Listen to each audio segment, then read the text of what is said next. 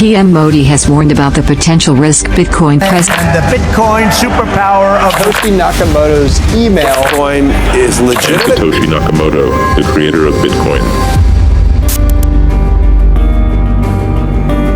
Bitcoin का price आज 73 लाख से भी ज़्यादा पहुंच गया है। आपको इन्वेस्टमेंट का नॉलेज हो और आपने बिटकॉइन के बारे में ना सुना हो, ऐसा पॉसिबल नहीं है। लेकिन ये बिटकॉइन आखिर है क्या?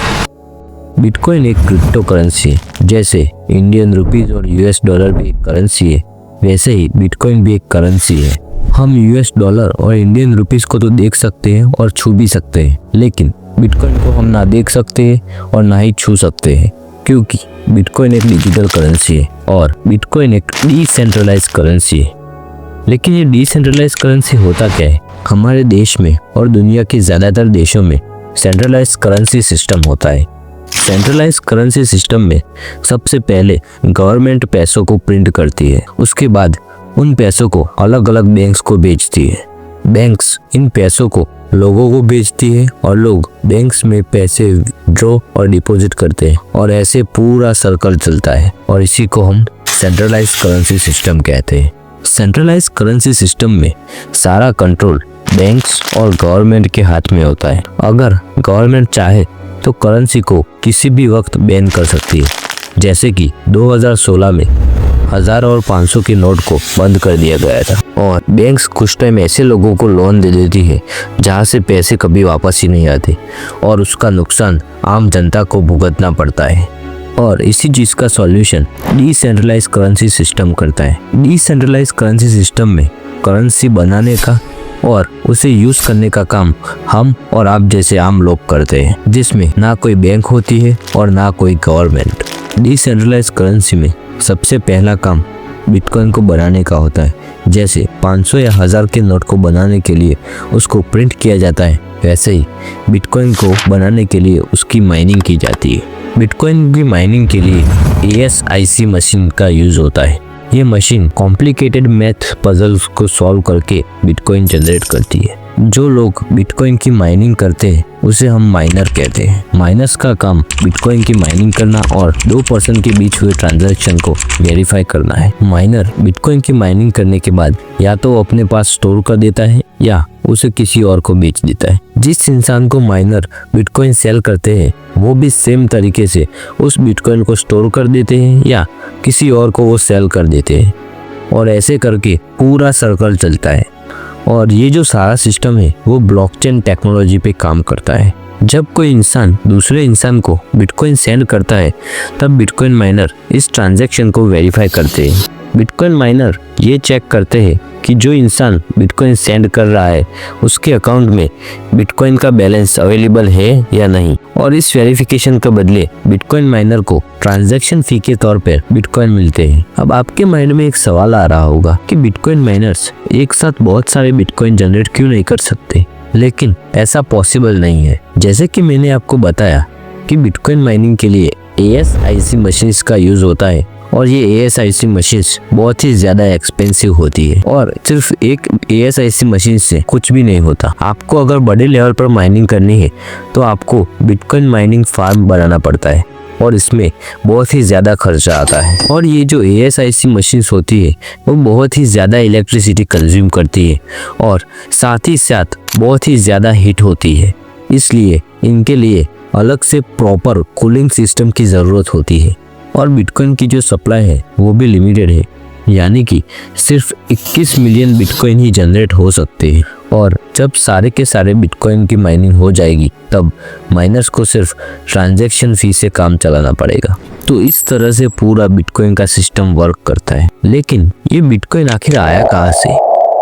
तो स्टोरी स्टार्ट होती है 31 अक्टूबर 2008 से। उस टाइम पे mathsdow.com करके एक वेबसाइट हुआ करती थी। इस वेबसाइट पर रिसर्चर्स, एक्सपर्ट, डेटा एनालिस्ट ये सब मिलकर कम्युनिकेशन करते थे और प्रॉब्लम्स का सॉल्यूशन करते थे और एक दूसरे के साथ प्रॉब्लम्स को शेयर करते थे। इस वेबसाइट पर 31 अक्टूबर 2008 के दिन ठीक 2 बजे एक इंसान एक पोस्ट करता है जिसकी पहली लाइन थी Bitcoin a peer to peer electronic cash system.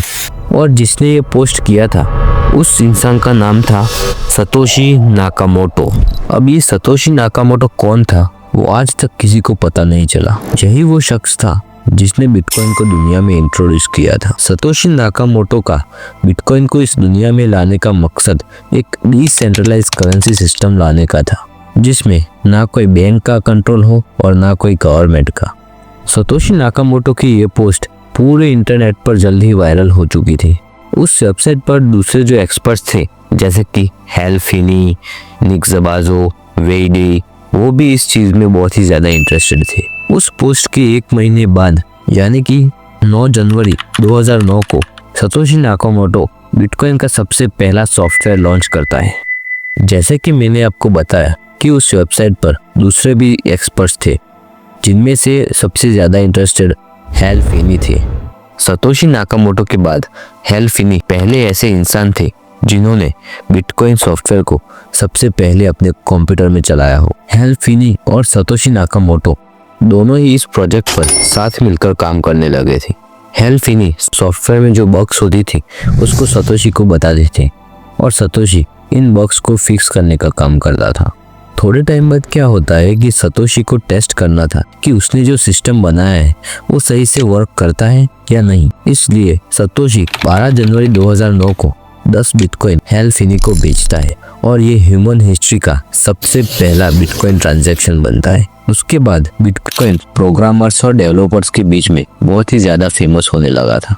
उस टाइम पर बिटकॉइन की वैल्यू 0 ही थी, क्योंकि बिटकॉइन को सिर्फ एक एक्सपेरिमेंट के तौर पर ही यूज किया जा रहा है। अक्टूबर 2009 को न्यू लिबर्टी स्टैंडर्ड करके दुनिया का सबसे पहला बिटकॉइन एक्सचेंज शुरू होता है। इस एक्सचेंज की मदद से लोग बिटकॉइन सेल और बाय कर सकते थे और इसी सॉफ्टवेयर पे सबसे पहले बिटकॉइन का प्राइस डिसाइड होता है और एक बिटकॉइन का प्राइस डिसाइड होता है $0.000765, यानी कि आप $1 यानी कि उस टाइम की 50 रुपए में 1309 बिटकॉइन खरीद सकते थे।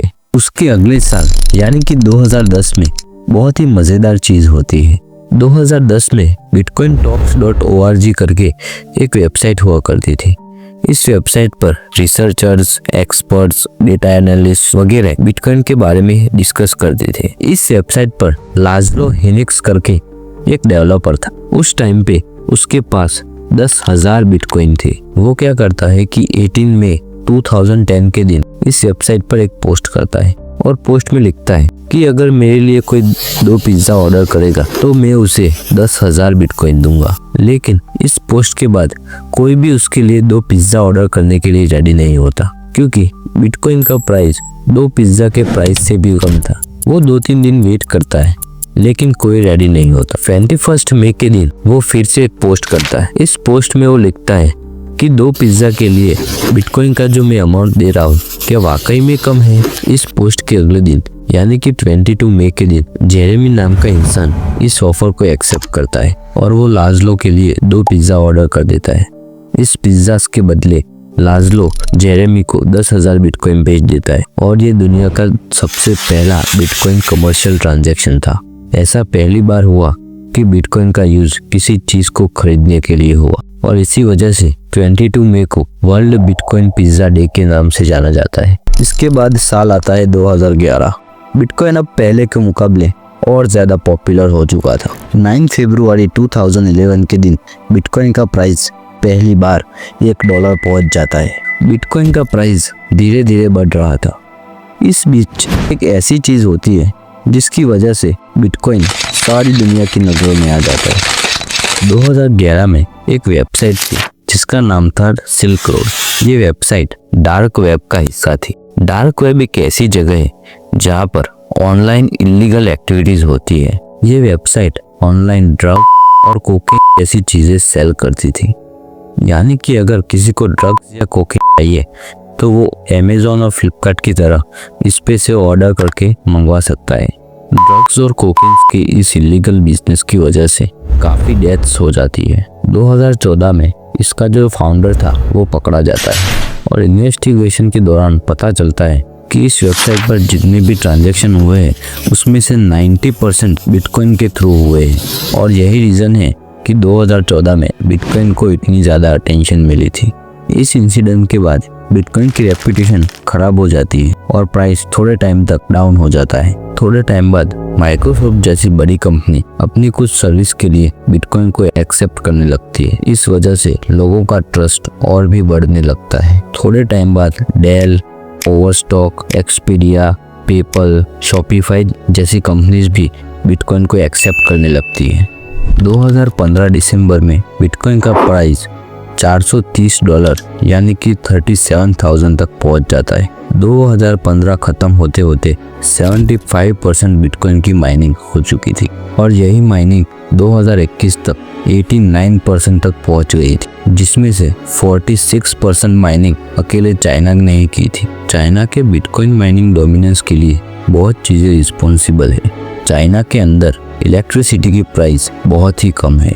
जैसे कि मैंने आपको बताया कि बिटकॉइन माइनिंग के लिए बहुत ही ज़्यादा इलेक्ट्रिसिटी की ज़रूरत होती है और चाइना में इलेक्ट्रिसिटी की प्राइस कम होने से बिटकॉइन माइनिंग आसान होती है। जैसे कि मैंने आपको बताया कि बिटकॉइन माइनिंग के लिए ASIC मशीन्स का यूज़ होता है और चाइना ऐसे ASIC मशीन्स का मैन्युफैक्चरिंग हब है। इसी वजह से जो ASIC मशीन्स है वो कम प्राइस में और इजीली अवेलेबल होती है। चाइना की जो गवर्नमेंट थी वो भी बिटकॉइन माइनिंग को बहुत ही ज़्यादा सपोर्ट करती थी, लेकिन 2021 में चाइना बिटकॉइन माइनिंग पे बैन लगा देता है और आज USA दुनिया की सबसे बड़ी बिटकॉइन माइनिंग कंट्री है।